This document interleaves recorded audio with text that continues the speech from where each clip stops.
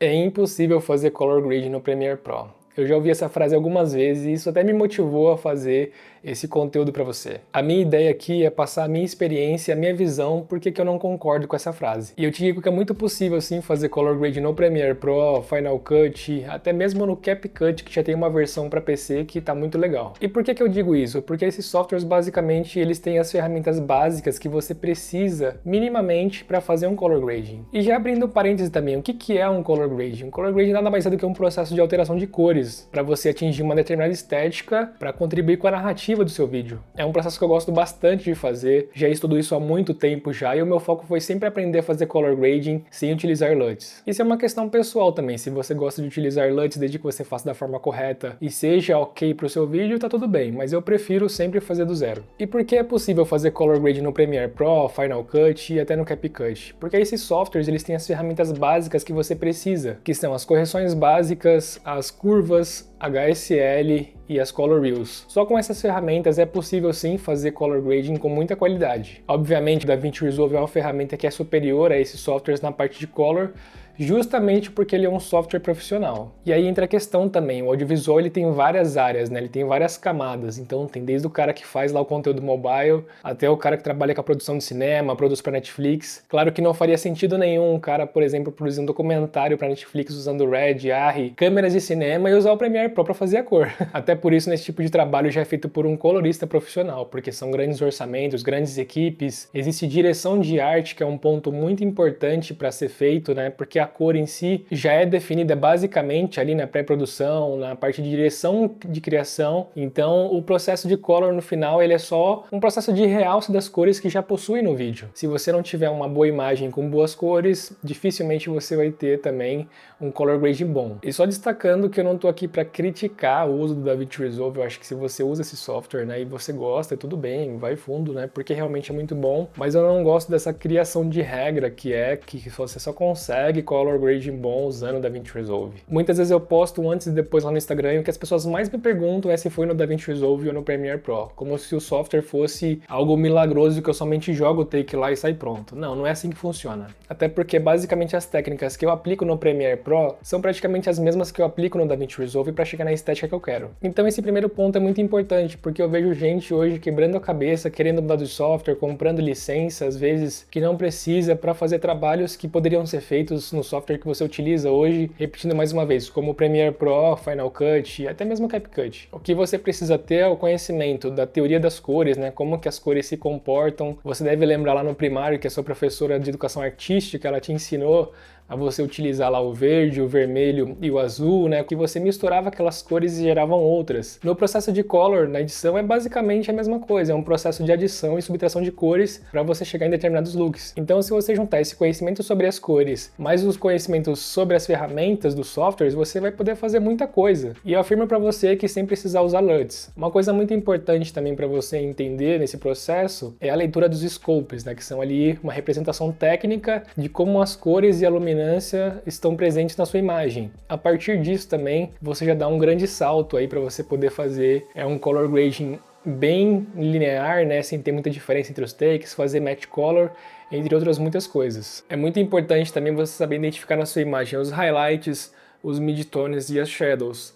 A partir disso você consegue bater o olho numa imagem, né, que foi feito um color ali, identificar as cores que estão presentes em cada uma dessas regiões e você conseguir replicar isso na sua imagem. Essa questão também de você replicar, né, color grading que você vê por aí é uma questão interessante porque muitas das vezes você tem ali um color que foi feito numa câmera, né, que tem 12 bit para cima às vezes e você quer replicar isso numa câmera que você usou que tem 8, 10. Então você tem que entender também essas limitações. Muitas das vezes você vê colors aí, né, de grandes profissionais que estão utilizando aí minimamente 14 bit. E nós, como a Sony a6400, às vezes com 8 bit, fica um pouco chateado porque não consegue chegar naquelas cores. Obviamente tem um motivo bem claro para isso, né? Um grande colorista que eu acompanho também, que ele é de fora do Brasil, ele fala que ele não trabalha com imagens com menos de 12 bits. Eu sempre estudei em cima dos meus próprios materiais, que basicamente, em sua grande maioria, foram os takes da Sony a6400 e uma GoPro 10 que eu utilizo no meu FPV. O Mini 2 também, que nem perfil de cor tinha para você poder dar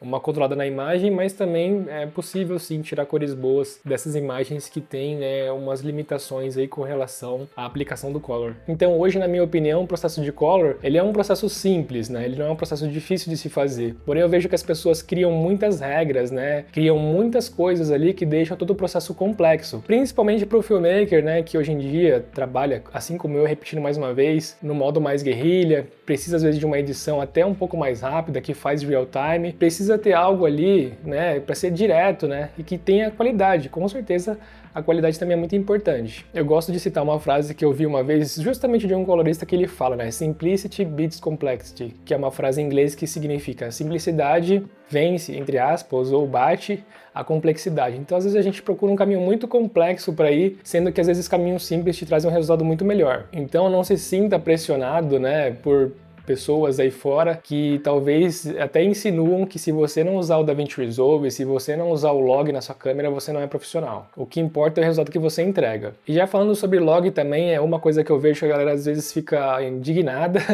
por eu não usar na maior parte do tempo log na minha câmera. Desde o meu começo no audiovisual eu só tive câmeras APS-C. E para usar log nessas câmeras acaba sendo um pouquinho mais chato porque você tem ali uma entrada menor de luz no sensor, né? Tem um sofrimentozinho ali no low light. E isso pro log também, dependendo, acaba atrapalhando um pouquinho, gera um pouquinho de ruído, não dá uma imagem tão limpa assim às vezes. E aí você tem que compensar na luz, você tem que fazer vários ajustes que num modo de trabalho que você não tem controle sobre isso, pode ser que em algum momento uma imagem não fique boa. Vou abrir um parênteses novamente, isso é baseado na minha experiência. Então, por isso, desde a minha 6400, eu uso muito o HLG3, que é um perfil também log, né? Um perfil ali que você consegue utilizar qualquer tipo de ISO, que vai te trazer uma flexibilidade muito grande com relação à utilização dele, principalmente, né, com relação ao Dynamic Range, ele traz um Dynamic Range muito legal também, cores muito legais. Então, eu me adaptei a esse perfil, né, sendo que é o perfil que eu mais utilizo e tiro cores excelentes com ele. E mais uma vez, editando até mesmo no Premiere Pro. A sua câmera, ela vem com vários perfis de cores, vem lá com Cine, S-Log, S-Cinetone, vem vários perfis de cores que você pode fazer várias configurações diferentes, mas eu vejo que as pessoas não exploram isso, né? Até com PPOff eu consigo tirar boas cores, né? E trabalhos que eu faço ali, que eu preciso fazer de uma forma rápida, às vezes eu gravo em PPOff, crio um presetzinho ali, faço as configurações de saturação, contraste e sai pronto da câmera já com a cor, né, que eu quero para aquele vídeo. Então, isso é importante também, você dominar as ferramentas para que você não fique refém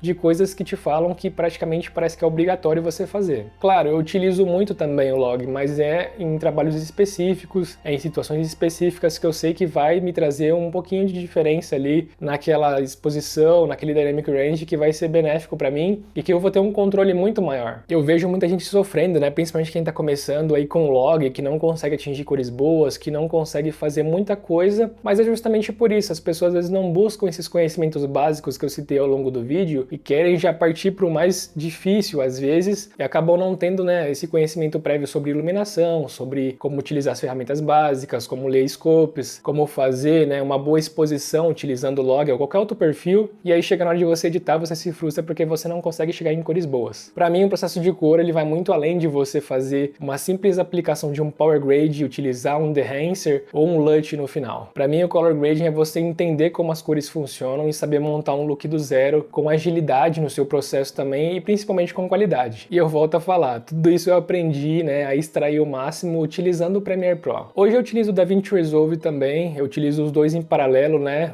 cada um para o seu respectivo projeto, não uso, né, o Premiere e faço transferência para o DaVinci. Ou eu edito totalmente no DaVinci ou edito totalmente no Premiere Pro. Por quê? Eu decidi fazer isso justamente para aprender uma ferramenta nova e cada vez desenvolver minhas habilidades mais ainda no DaVinci Resolve. Eu não gosto de ficar dependendo de só uma ferramenta. Então é basicamente isso. Aqui foi mais para expor um pouco das minhas ideias com relação ao color grading. Mais uma vez eu volto a dizer que esse processo não é um processo difícil de se fazer, exige que você conheça as ferramentas, né, as técnicas, principalmente como as cores funcionam, que isso é um processo basicamente universal, funciona para fotos também, enfim. Então se você achou esse conteúdo válido, comenta aqui embaixo, porque eu pretendo trazer mais conteúdos práticos também sobre color grading, mas eu acho que esses pontos que eu comentei são muito importantes importantes porque às vezes você vai direto para a prática sem conhecer um pouco da teoria de como as coisas funcionam e vai acabar, como eu falei, se frustrando um pouco. Então comece pelo começo, né? Vá ali aprendendo as ferramentas como eu falei para você, aprendendo as cores e que você vai chegar assim num nível muito legal de color grading. E se você tiver interesse em aprender mais, aprender as minhas técnicas que eu utilizo, eu vou deixar o link aqui embaixo do meu curso de color grading. Fique à vontade para conhecer também, tirar suas dúvidas nos comentários. E é isso, tamo junto e até mais.